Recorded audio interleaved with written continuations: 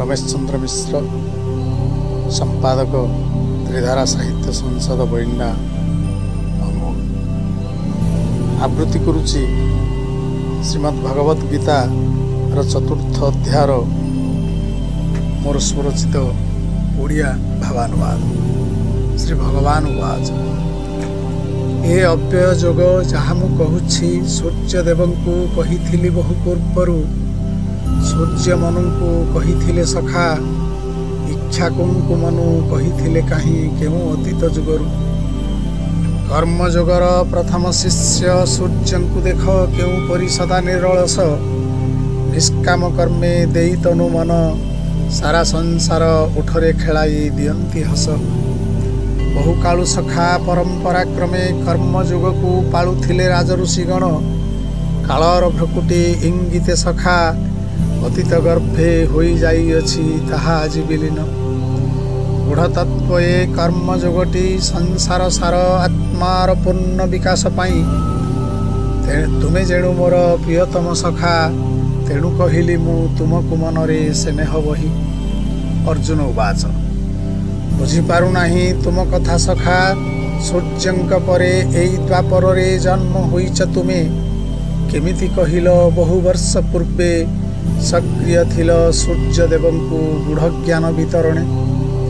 श्री भगवान उवाच बहु जन्म आमे बिताइछे सखा एई पृथ्वी रे जुग परे जुग जाइछि बीती संसार माया ग्रासीछि तुमको बोली तुमे जान नाही भूली नाही किंतु तिले मु किछि विबुधे जानती जन्म रहित मूलाधार मुअ विनश्वर ईश्वर एई धरा तले ज्ञान बले निज प्रकृति करी सुनियंत्रित माया विस्तारी जुगे जुगे मुहि जन्म ग्रहण करे जेबे जेबे एई पृथ्वी लोकरे पापर कालीमा पुण्य धर्म को कलुषित करी थाए अधर्म अंधार समूले विनाशी धर्म संस्थापने आपना को आपे प्रकाशित करी थाए साधुजनकर परित्राण पाई अनाचारी पापी समूले विनाश करिबाकू जुगे जुगे एठी जन्म मुनिए धरणी कोଳରେ धर्मर ध्वजा उड़ाइबाकू अलौकिक मोर दिव्य जन्म कर्म जो ज्ञानीगण उत्तम रूपे जानी पारंती अर्जुन सेही पुण्यात्मागण तनुत्याग परे ब्रह्म सत्तारे निजको विलीन करिथांती विषयरु स्नेह भय आउ क्रोध तेजी मन प्राण समर्पी मोहर चरण तले ज्ञानमूल करी तपस्या चरी भगवत भाव प्राप्त हुअंती अनेक ए धरा तले जीए जेउ भावे भजई हृदरे सेही भाव फल अवश्य मिलई दिने ही ताकू मोते पाइबाकू अनेक मार्ग आदरंती लोके केउ पथ बा रुचि काहाकू धरणी रे छंती बहु बहु लोक कर्म रे आसु वांछित फल पाइबा पाई पूजंती देवता अभिष्ट पुराण लक्ष्य सह कर्म शेषरे वांछित सिद्धि पांति जानती पाई समाज हितरे चारि वर्ण मु सृजी अछि सखा गुण आउ कर्म विभाग कुमूल करी कर्ता ताहार अवश्य मु सत्य कर्तापण ओ विकार को किंतु जाए अतिक्रम करी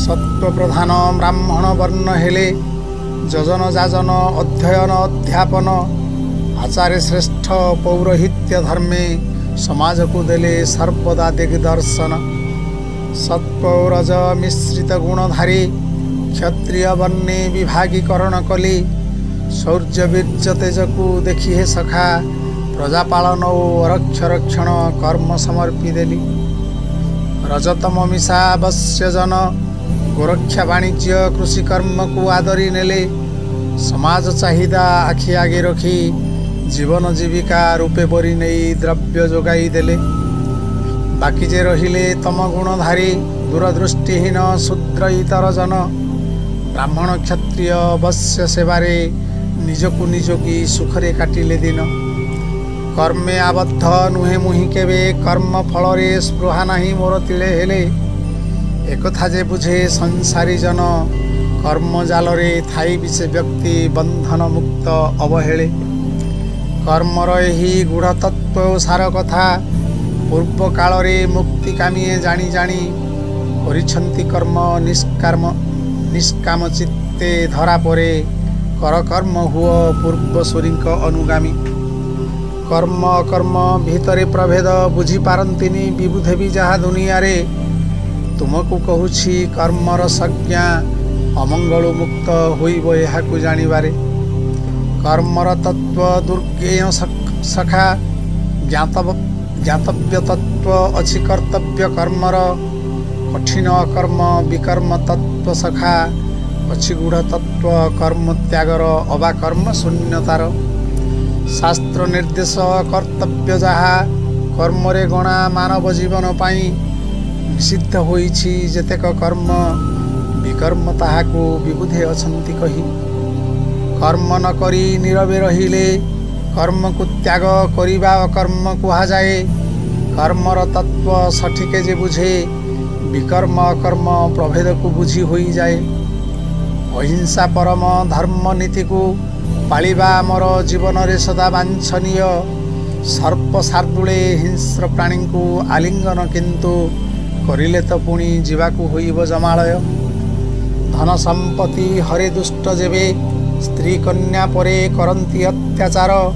ସେବେଳେ ଅହିଂସା ସମୁଚିତ ନୁହେଁ କର୍ତ୍ତବ୍ୟ କର୍ମ ଅଟେ ସେ ଦୁଷ୍ଟର ସଂହାର। କର୍ତ୍ତବ୍ୟର ସଂଜ୍ଞା ବଦଳି ଯାଏଟି ସ୍ଥଳ ବିଶେଷରେ ଏହି ଦୁନିଆରେ କାଳ କାଳକୁ। ଆତତାୟୀ ହେଲେ ଗୁରୁ ଶିଶୁ ବୃଦ୍ଧ ବିପ୍ରବର। କର୍ତ୍ତବ୍ୟ ଏଠି ପଠାଇବା ତାକୁ ଜମାଳୟକୁ। ଅକୃତଜ୍ଞ କ୍ଷମା ଅପାତ୍ରରେ ଦାନ ନୁହେଁ ସଖା ନୁହେଁ ଉତ୍ତମ କର୍ମେ ଗଣା।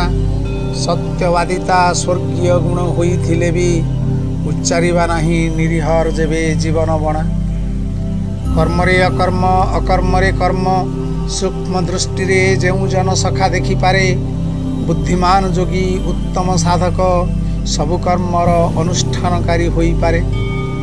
କର୍ମ ନ ତେଜିଲେ ମିଳେ ନା ମୁକ୍ତି ସନ୍ନ୍ୟାସୀମାନେ ଏକଥା ହିଁ ସଦା କହିଥାନ୍ତି। କର୍ମ ଶୂନ୍ୟତା ଅଥବା ଅକର୍ମା ହେଲେ ଯାଇ ସିନା ମିଳଇ ପରମ ମୁକ୍ତି।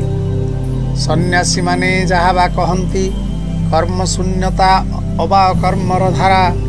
କର୍ମଶୂନ୍ୟ ନୁହଁ କେହି ନୁହେଁ ସଖା ଅକର୍ମା ପାଇଁକି ସମ୍ଭବ ନୁହେଁ ଜୀବନ ଧାରା। ଆପଣା ଛାଏଁଟି ହୁଏ ଯେଉଁ କର୍ମ ସାଧନ ରୂପରେ ବଞ୍ଚାଇବା ପାଇଁ ଏହି ଶରୀର।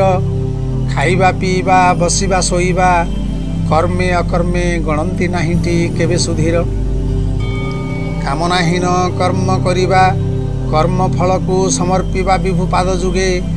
କର୍ତ୍ତୃତ୍ୱାଭିମାନ ତ୍ୟାଗ କରିଦେବା ସାରତତ୍ତ୍ୱେ ବୁଝାଇଛି ସଖା କର୍ମ ଯୋଗେ। ବିଭୁଙ୍କ ସେବାରେ ସମର୍ପିତ ପ୍ରାଣ ବିଭୁ କର୍ମରେ ଆପଣା ଜୀବନ ବିତାଇ ଦିଏ। ନିଷ୍କାମ ଯେଣୁ ସକଳ କର୍ମ କର୍ମଜନିତ ଅହଙ୍କାର ମନେ ତିଳେ ନଥାଏ। ବିଷୟାସରରେ ବୁଡ଼ିଥିବ କିନ୍ତୁ ବିଷୟାସଲୀଳ ଶରୀରରେ କେବେ ଲାଗିବ ନାହିଁ। ପଦ୍ମପତ୍ରରେ ଜଳବିନ୍ଦୁ ଭଳି ବିଷୟାବିଷରୁ ବହୁତ ଦୂରରେ ଥିବ ସେ ରହି। ଦିବ୍ୟ ଜୀବନ ପଥ ଅନୁସରି କାମନା ବିହୀନ ଦିବ୍ୟ କର୍ମରେ ନିୟୋଜିତ। ଏପରି କର୍ମ ଅକର୍ମରେ ଗଣା ସଖା ନିଷ୍କାମ ହେତୁ ତାହା ଥାଏ ପ୍ରତିକ୍ରିୟା ରହିତ। ଫଳ କାମନାକୁ ହୃଦରୁ ବରଜି ଦୂରେ ଫିଙ୍ଗି ଦେଇ କର୍ତ୍ତା ହେବାର ଅଭିମାନ। ଜ୍ଞାନ ଅଗ୍ନିରେ ଆହୁତି ଦିଏ ଯେ କର୍ମ ସବୁ ପଣ୍ଡିତ ବୋଲି କହିଥାନ୍ତି ତାକୁ ବିବୁଧ ଜନ। ସକଳ କର୍ମ କରଇ ସେ ଜନ ଆଶ୍ରୟହୀନ ସ୍ୱତଃପ୍ରବୃତ ହୋଇ। ନିରାସକ୍ତ ଆଉ ନିଷ୍କାମ ହୃଦ ତଳେ ଫଳ ଲାଭ ଆଶା ବହୁ ଦୂରେ ଦିଏ ଥୋଇ।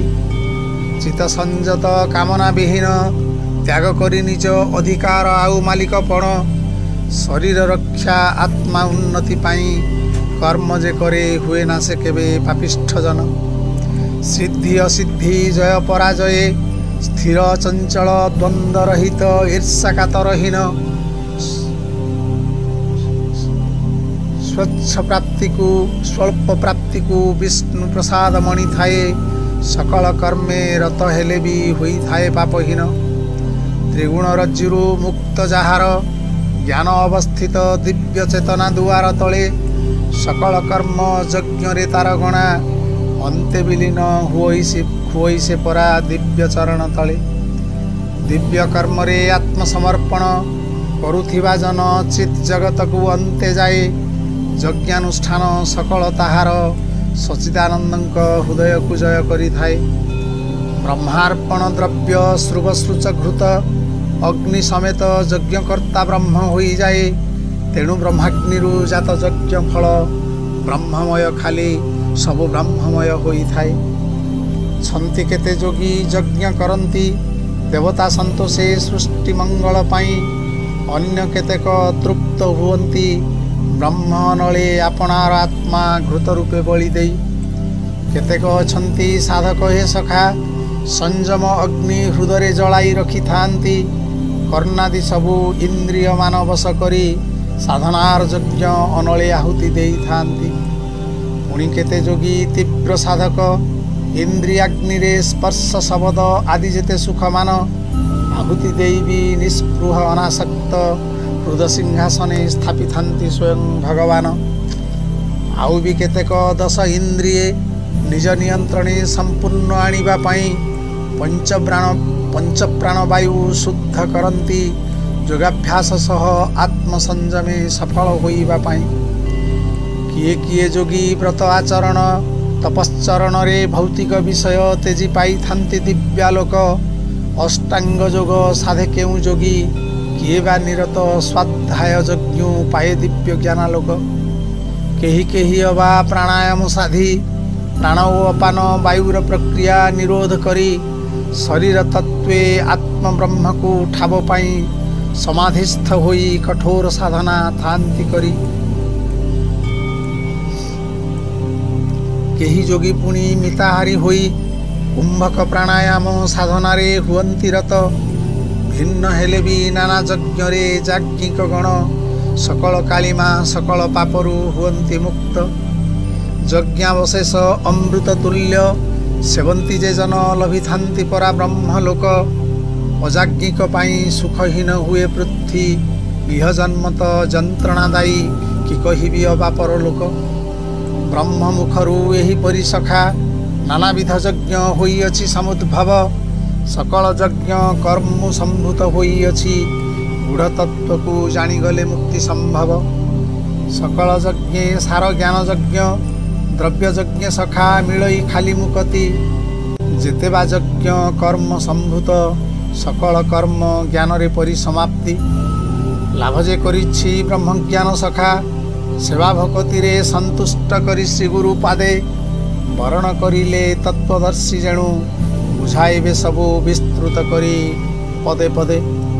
बुझिले तत्व तुटी जीव मोह सकल प्राणी को देखिब निजर आत्मा पुरे मोतहु सृष्टि सकल जगत बुझीजीव अंते विलीन हेब पुणी मोर शरीर रे।